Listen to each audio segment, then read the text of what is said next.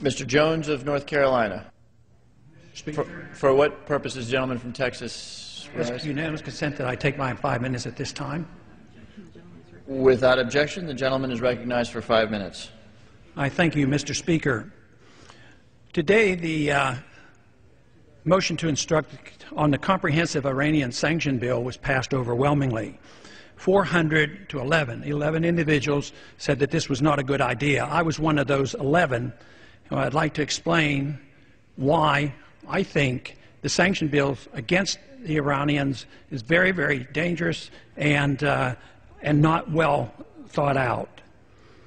Sanctions are very serious. Sanctions are literally an act of war. When you prevent certain goods and services going into a country, it's like a blockade. There's no advantage to us to do this. The sanction bill literally says that any country that trades or sends oil into Iran, we will no longer trade with them. So if Russia sends in oil or gasoline or refined products, or China does, we are theoretically under this bill not to trade with them. Can you think of anything more chaotic than having a trade war with China at this particular time?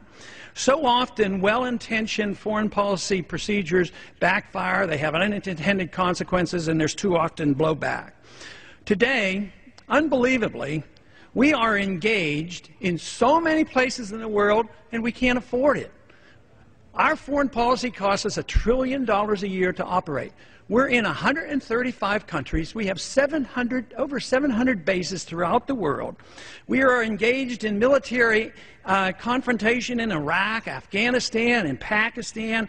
We're bombing in Yemen, and as well as having surrogates fighting in Somalia.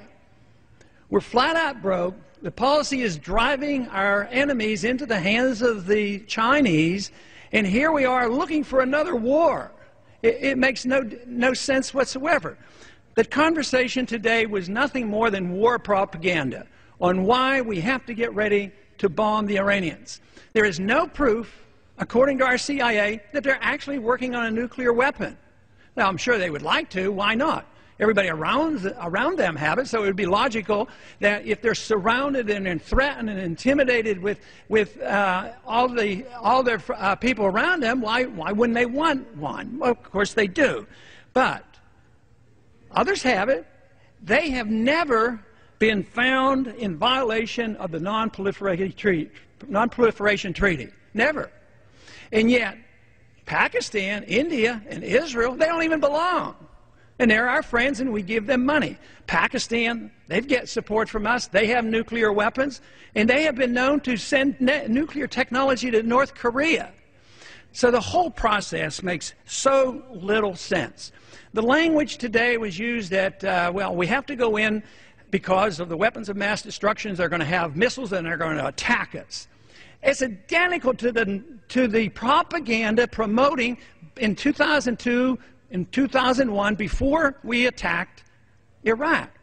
So the same process is occurring. Try to generate all this excitement about the need to use hostilities. Now, a lot of individuals vote for sanctions that are basically anti-war, and they don't like the military option, and they think this is an alternative. I think that is deeply flawed thinking, because sanctions lead to hostilities. And if you commit to the sanctions, you're really committing to the next step. The sanctions of the 1990s and the year 2000, the sanctions on Iraq, eventually led to the hostilities and the war and the invasion. So what did that invasion of Iraq do? Did we find any al-Qaeda there? No. We found out that Saddam Hussein wouldn't allow the al-Qaeda there. No weapons of mass destruction. We've turned the country upside down, hundreds of thousands of people injured and killed. We have suffered devastating problems from this. And what has happened? We've turned the government of Iraq over to the Shiites, who are allies with the Iranians. So that whole policy has actually backfired. So now what we're doing to the Iranians is driving them into the pockets of the Chinese. The Chinese are pretty good capitalists these days. They work hard, they produce, they sell us certain goods and services, we pay them, they save their money, and they're starting to invest. So they're investing around the world in natural resources. And what are we doing? all we're doing is trying to take over the world with natural resources so we have control of oil. This is a mercantilistic idea. It's ancient, and it takes you back to almost colonial times. So this, I think, shows that our policies are deeply flawed. I sure would have wished this vote would have come out differently, and I warn, this was a very dangerous vote. The gentleman's time has expired.